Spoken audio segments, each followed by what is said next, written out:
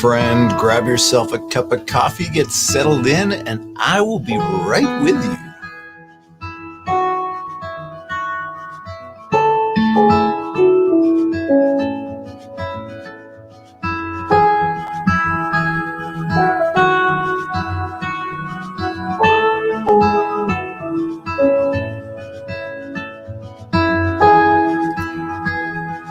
Good morning, Kathleen.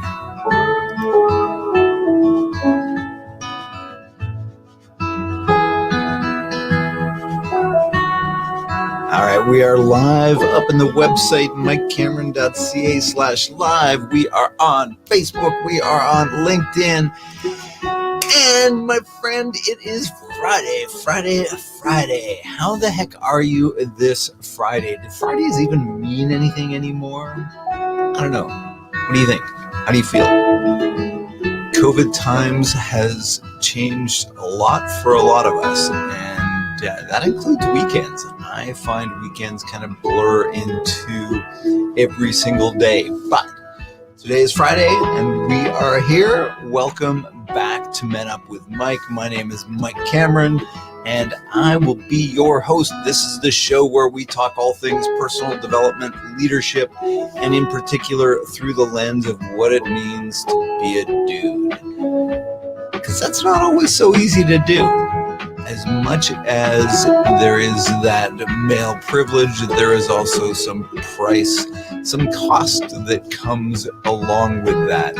So that's one of the things that I seek to unpack.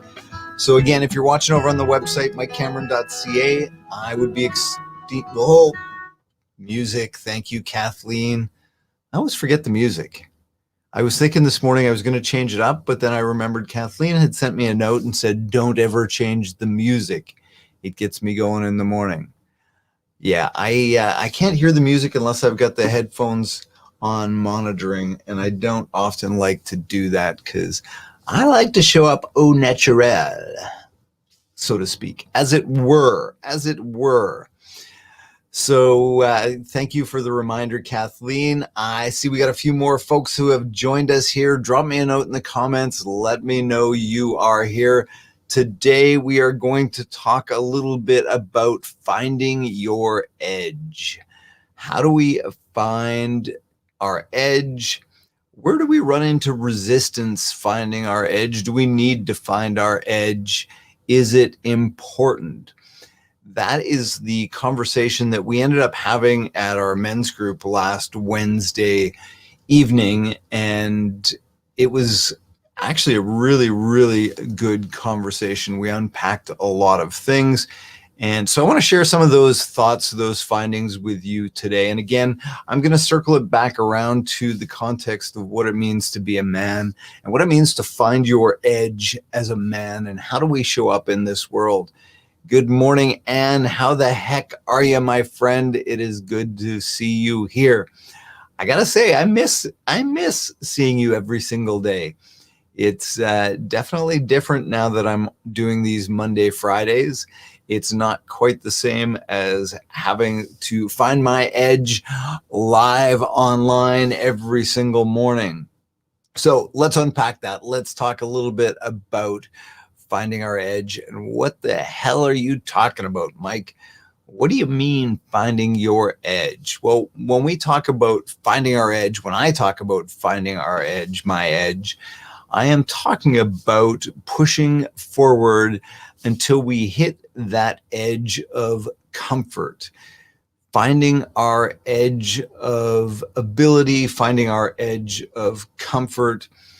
And really, that's where growth starts to happen. So I want to unpack a little bit about how we tend to do that. Again, where we might run into resistance. So I would love to hear from you guys as I am talking. I might stop and jump over to comments if you guys give me something to work with. So give me something to work with here so we can make this a little bit more interactive. But where do you find your edge? And where do you run up into resistance when you seek to find that edge? So for me, when I talk about finding my edge, it really is one of the things that I strive to do every single day, is how do I find a place in my life every single day where I can push right to that edge. So Esther from Poland, how are you, my friend? I love it. What is going on in Poland? Sounds like you guys got a lot of things going on right now. I am glad to have you, Sylvester.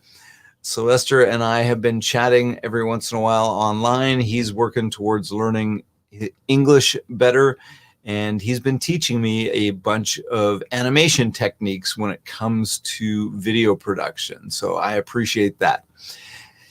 Anyhow, finding our edge. For me, finding my edge, the reason I do ultra marathons, the reason I run crazy, stupid distances like 100-mile races, is so that I can put myself in a position where I am reaching out and finding that edge, finding the edge of my comfort zone, finding the edge of my ability. And the reason that I do that is in an effort to find what I would call expansion. When we push to our edge, we learn to expand. When we push to the limits of our comfort, to the limits of our ability, our body and our minds tend to be adaptive. We find ways to respond and react to the new environments that we put ourselves in. And that is where growth really starts to happen. That's where growth really comes into play. And for me in particular, like this, sorry, just looking at comments here. This is how I grow, and this is why I grow.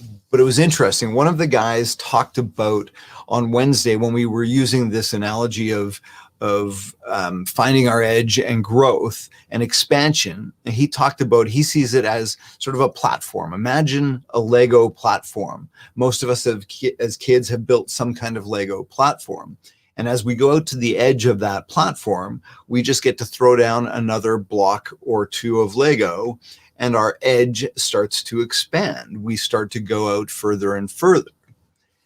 But the question came up was, where do you expand your edge? Do you do it in all domains of your life, or do you just do it in very specific domains? So again, coming back to my example in ultra marathons, obviously I'm expanding my edge every time I go out and I run and I push a new distance, or I push a new pace, or I push a new incline, a hill, a mountain, a summit to run up.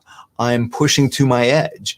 And for me, that is a great way of just practicing that, pushing through those limits, practicing taking that edge and adding that extra block of Lego and expanding that edge a little bit further. But the reality is, expanding my edge when it comes to ultra marathons really is not all that useful, because I'm never going to be a professional runner. Like, I'm just not that good. So it's not going to happen. So the value in me finding ways to expand my edge in things like running is that I can take that same learnings, that same lesson, and apply it to all other areas, all other aspects, all other directions on that platform, and build out that platform in all directions so that I can find expansions everywhere. Otherwise, I end up with a platform that looks much more like a diving board. If I keep on expanding my edge out in the arena of ultra marathons or physical sports, again, I grow this way and my platform grows out in one direction, but maybe it doesn't grow out in all the other directions. And what can happen is we become comfortable with that discomfort. We become comfortable with that discomfort. So again, running 100 miles, most people say, like, holy shit, dude, how do you, that's nuts. How do you do that? That is absolutely an edge. But the reality is, once I've learned to do that, once I've become comfortable with running 100 miles, is that really pushing my edge? Yeah, absolutely. It might be an edge for 99% of the population. But once I've gotten there and I've gotten comfortable with that, that's no longer an edge. And we can fall into this framework, this thought process that, I run 100-mile ultra marathon, so I'm always pushing my edge. But again, if I'm not pushing my edge in other domains, other arenas of my life, then I won't grow in all of the other areas. And in fact, most of the areas that are likely more important than running. I know. Anne says, once you hit 100 miles, don't you want to go further? Yeah, and absolutely I do. I mean, there's the Moab 240, which is a 240-mile race. I'm not sure I'm ready for the Moab 240, but I remember my friend Jay talking about, he actually won the Bigfoot 200. And I remember listening to him thinking, man, that would be something else. That would be expansion. That would be finding my edge on a whole different level. And so that's something that may still happen at some point. But again, back to my point of how do we ensure that we're finding our edge in all different domains of life? Fortunately for me, that is something that I've really focused on. And I do look to, how do I find my edge? How do I find expansion in all domains of life? So whether that's personal relationships, whether that's business, whether it's physical fitness, whether it's mental fitness, whether it's education, again, how do we find our edge in a broad variety of arenas, of variety. I was mixing up my words there. Anyways, so, again, from an academic standpoint, how do we do that? Do we need to do that? Do we care? So for me, it's always been about looking for ways to find my edge in all different domains. And again, as guys, I think we find it a lot easier to find our edge in things like physical sport, adrenaline sports. One of the guys we talked to was an extreme mountain biker. We talked about bungee jumping. Like, is that finding your edge? Certainly it takes you out of your comfort zone. Certainly it is a way to practice finding your edge. But is there really any value in that thing itself? And the answer for me is no, there's not. There's not really value in the thing itself, other than, again, for me, it's that mental health component. But even that's not valuable if I don't take that and apply it to other areas of life. So for me, when it comes to business, I've always done that. Well, I'm doing that now, selling the company that I built for 16 years and provided me with an exceptionally good income. Some would say, yeah, what are you doing, man? That's maybe not so smart. But it's about finding my edge. I had gotten comfortable in that role of CEO. And as a result, I was no longer finding my edge. Certainly, I could have found ways to find my edge within that business. But for me, selling the business, moving on, giving up, releasing that steady paycheck, releasing that steady income really took me out of my comfort zone and still does to this day. I mean, it's helping me find my edge each and every day. I remember when I first started the business and I started in my basement, one employee, just me, down in my basement. And then as I wanted to find my edge and expansion for me at that time looked like a 750 square foot office that I committed to. I think I did a 3-year lease, that first one. And so that was a commitment. That was finding an edge. Then I hired an assistant, and there was 2 of us in that office. And then I brought on 4 more employees, and always finding that edge, always finding expansion when it comes to business. And then when I got out of that lease and I moved to my next office space, which was a large, fairly substantial financial commitment for a 5-year lease, that was another area of expansion. That was about finding my edge. Now, That said, I was always smart about it. When I moved from my 750 square foot office to my 3,000 square foot office, where the price, quadrupled, I made sure that I had enough savings in the bank that even if I did zero business, I could still cover that lease. So again, it's not about being stupid, it's about being smart, but it is about putting yourself in those uncomfortable positions to find your edge. Business, personal. So this is where it gets interesting for me. When we start to unpack this as men, where do we find our edge? So guys, I would love to hear from you. Where do you find your edge? And I suspect for most men, finding your edge is about accomplishing something, about achieving something. It's about, a physical conquest, or it's about a business conquest, an accomplishment, an accolade, a feat. But where can we expand that edge to something a little less comfortable with, the comfortable uncomfortable, which again, like I said, ultra marathons for me, it certainly gets uncomfortable and I certainly have to dig deep to push through that discomfort, but it's almost a comfortable discomfort.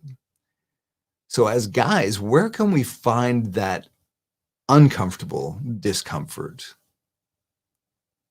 And that's what we do in our men's group every week, is look for ways to find that uncomfortable discomfort.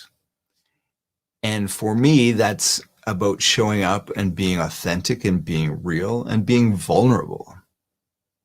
Not this sort of fake authenticity that I think we do start to see a lot more online, but where can I be legitimately vulnerable in a safe space that's going to expand that platform in the arena of my personal relationships?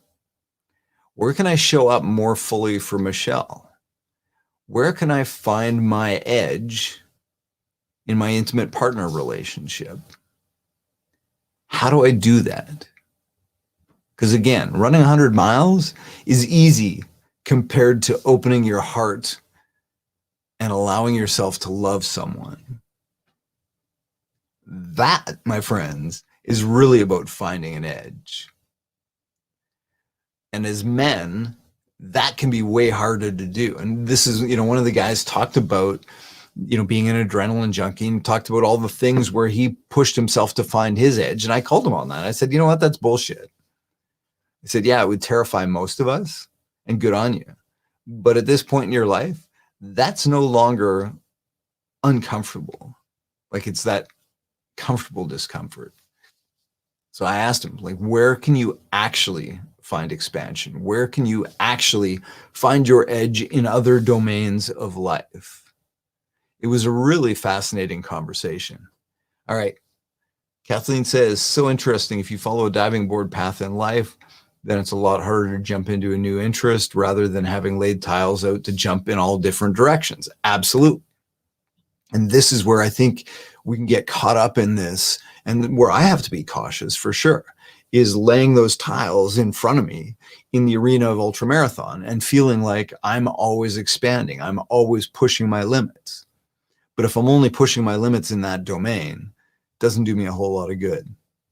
Anne says, as someone who's not a guy, I think this applies to all sexes in general. Just saying. And I can always count on you to call me on that. I agree. It absolutely applies to all genders.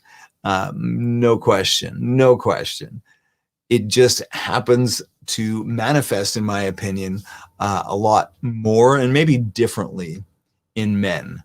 We tend to have this thought process, this pattern of thinking that that's what it means to expand.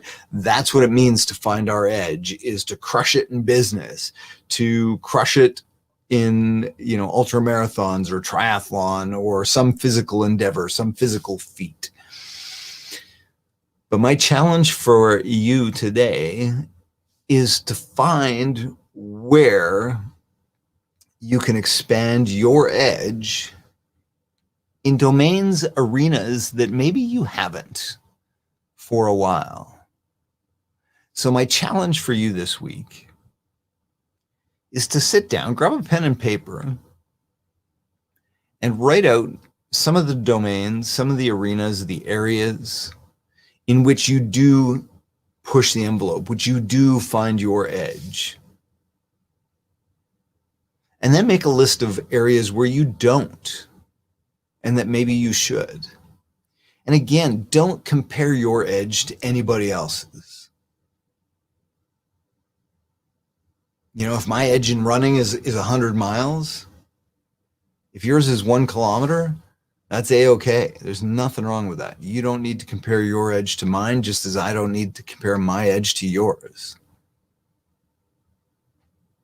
You know, for many of the guys, their edge was showing up at that meeting. It can be hard to do. It's about finding that area where we can be vulnerable. Brenda says, that is unnerving. Yes, that's the intent. You know you've found your edge when it starts to be uncomfortable, when we start to feel that fear. And then the next question is, do we need to find our edge? Why wouldn't we just live comfortably? And if that's you, maybe that's okay. I'm just not satisfied living within my comfort zone, living in that safety. I think we stand to risk, we stand to lose so much more by staying in that comfort bubble than we do by finding expansion. And again, your areas of expansion don't have to be vast. They don't have to be huge. They can be little bits and pieces.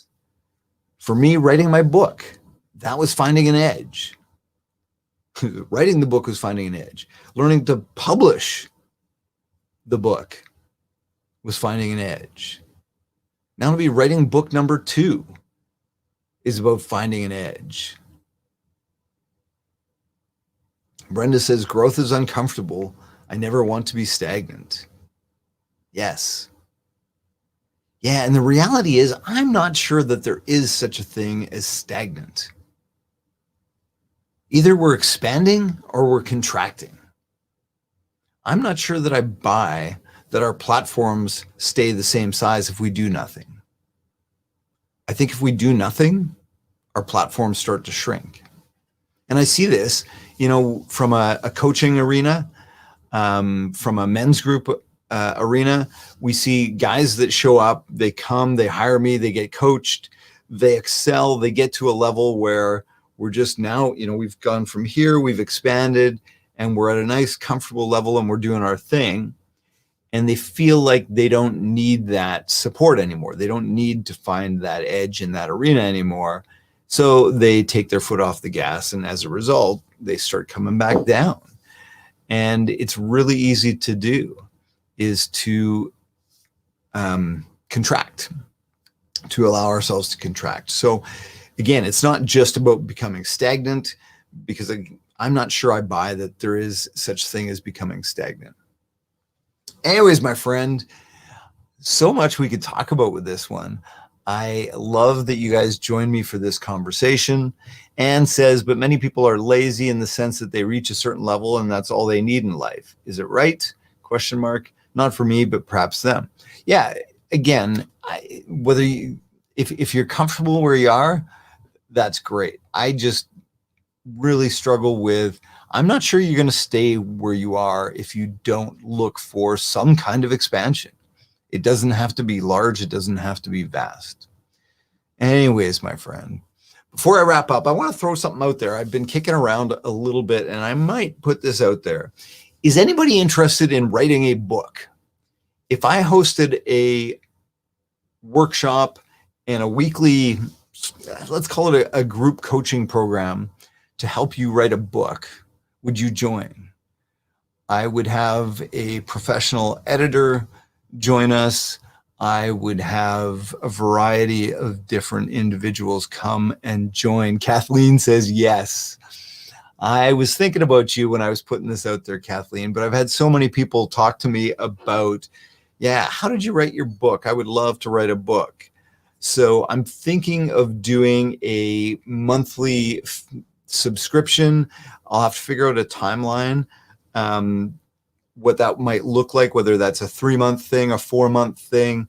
And we would literally look to start from zero and get to the point at the end of it where we have a finished product. Yeah, exactly, Kathleen. We would have weekly accountability sessions. We could do round tables. I would keep the groups very small, maybe 5 individuals. And at the end of it, you would have a finished manuscript that you could then send off and get edited. I would work with my editor to see if she could come up with some kind of package pricing for editing for this. Yeah, the more I think about this, the more I articulate this, the better I think this is as an idea. So I'll put this together and throw it out there. I would need at least 5 people to make this make sense. Yeah, and I'll have to figure out the math on cost, but I think we could do it relatively inexpensively on like I said, a monthly subscription basis.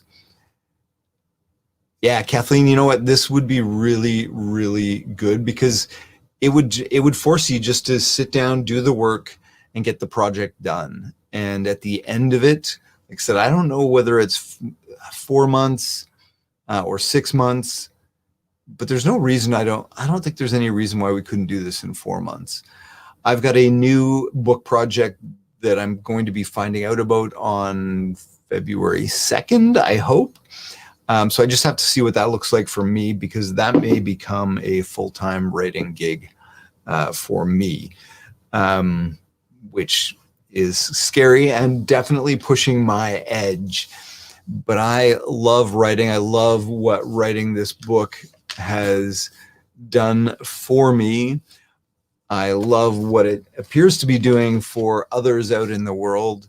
And I would love for you to have that same experience of sharing your story, whatever that story is, whether that's your true story or whether that's a story you've got in your brain.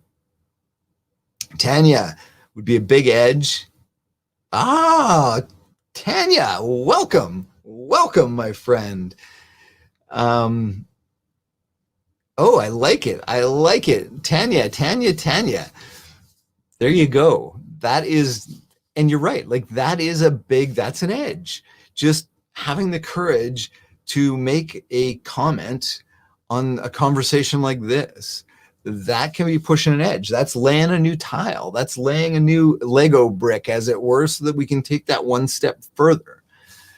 Tanya's someone who also pushes herself in the running arena as well. And says, no, it's not pushing your edge. You make beautiful shit happen. It's just what you do. As I say, Kathleen says, as I say, join us, as if it's already a done deal. Guess it's on, Mike. Well, if you guys are in, so there's 3 of you right here that have said you're in. So I'll put something together. If we can get 2 more bodies, I will talk to. Oh, you can tell I'm getting excited. Yes, I am, man, because it is exciting. Like, it's super exciting. If I can help you guys put something like this out in the world, it's a freaking game changer. Yeah, exactly, Tanya, right? It becomes our default. Oh, I'm pushing myself. I'm running farther. I'm running faster.